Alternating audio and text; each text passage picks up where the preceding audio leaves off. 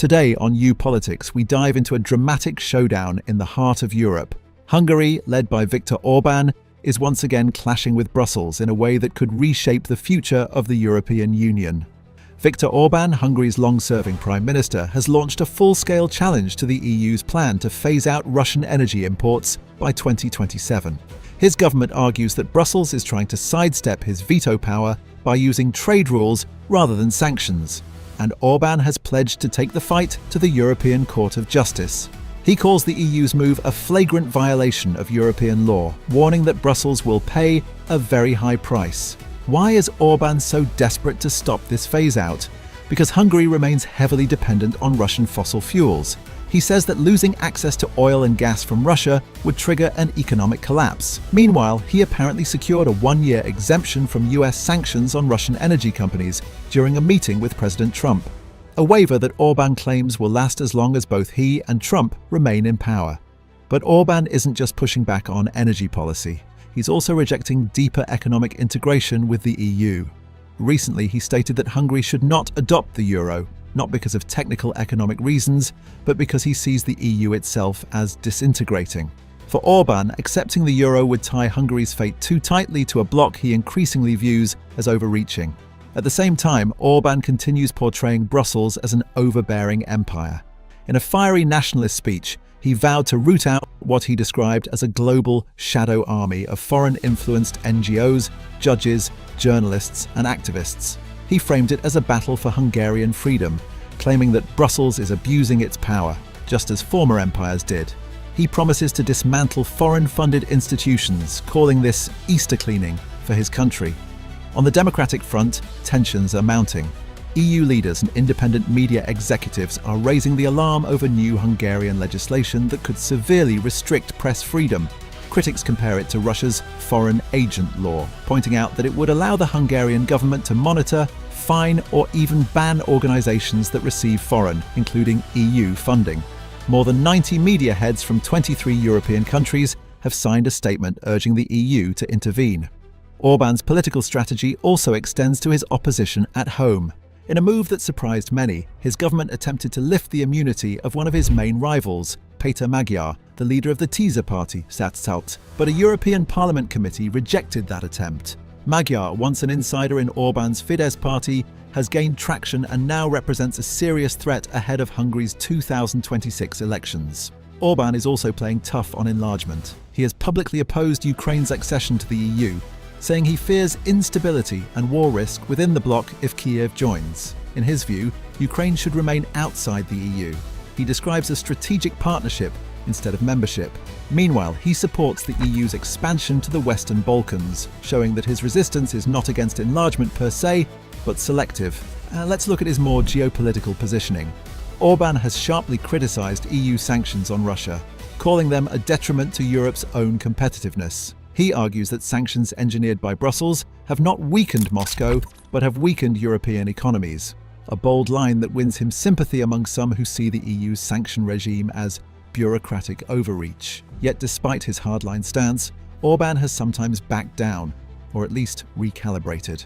Earlier in 2025, Hungary dropped its veto and allowed the renewal of EU sanctions on Russian individuals and companies, though not without securing concessions. In that controversy, Budapest demanded that 4 names be removed from the EU blacklist. Then in January 2025, after intense negotiation, Hungary agreed to renew sweeping sectoral sanctions, following an agreement that addressed its energy concerns. Some diplomats described Hungary's diplomacy as transactional, tying support for the sanctions directly to energy guarantees. On the political narrative side, Orbán frames himself as a defender of national sovereignty. He consistently criticizes what he sees as Brussels' overreach into domestic affairs.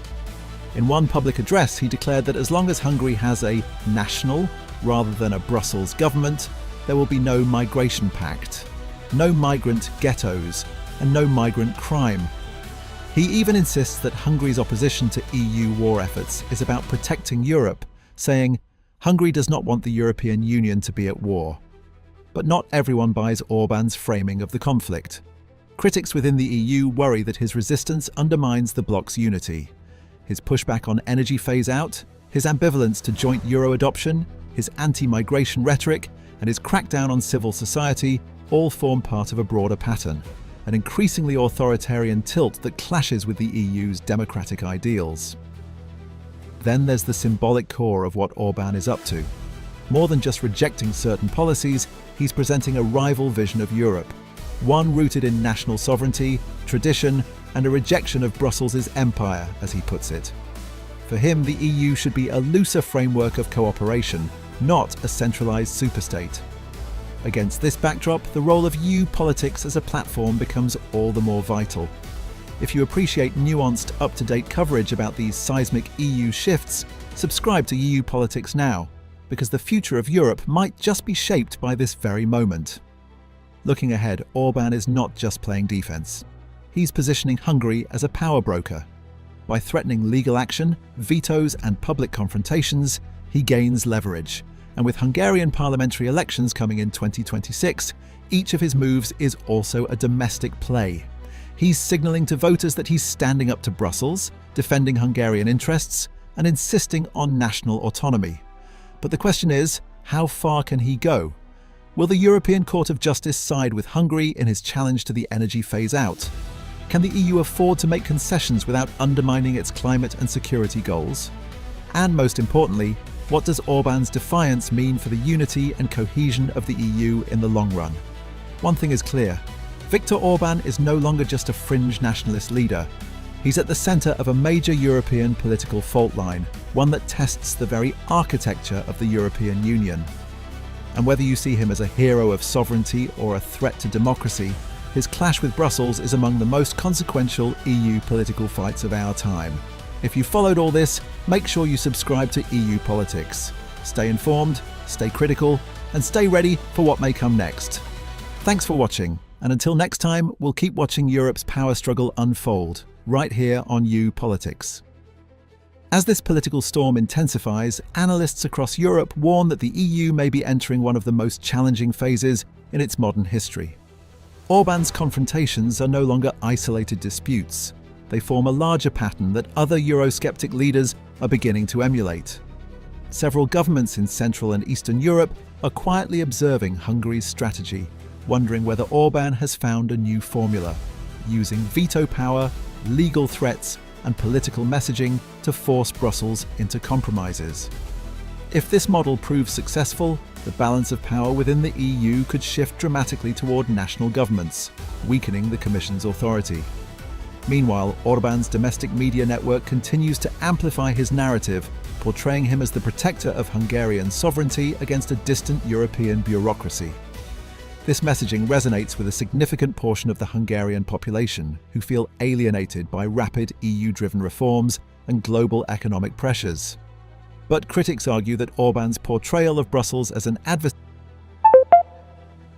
is a political tool, one that diverts attention from domestic challenges like inflation, declining foreign investment, and persistent corruption concerns. Across the continent, EU policymakers worry that Hungary's resistance could delay or derail critical initiatives, from energy security to migration reform. The timing could not be worse. Europe is navigating geopolitical tensions, economic slowdown, and internal ideological divides. At a moment when unity is essential, Orban's actions raise the possibility of a more fragmented, less coordinated European Union. Yet regardless of where one stands politically, one thing cannot be denied. Viktor Orbán understands power. He knows how to use timing, rhetoric, and institutional leverage to shape outcomes that favour Hungary's government, even if it means challenging the fundamental principles of the Union. His approach forces EU leaders to confront uncomfortable questions. How do you maintain unity when one member state openly opposes core decisions? How far should the EU go in pressuring governments that defy shared values? And at what point does compromise become weakness? These questions will define the next chapter of Europe's political future. Orban's clash with Brussels is more than a policy dispute, it's a test of the EU's identity. Is the Union a collection of sovereign states cooperating loosely, or is it a political project bound by shared obligations and long-term commitments? Whatever the answer, the stakes have never been higher. The decisions made in the coming months will echo for years, shaping how Europe handles crises, disagreements, and democratic norms.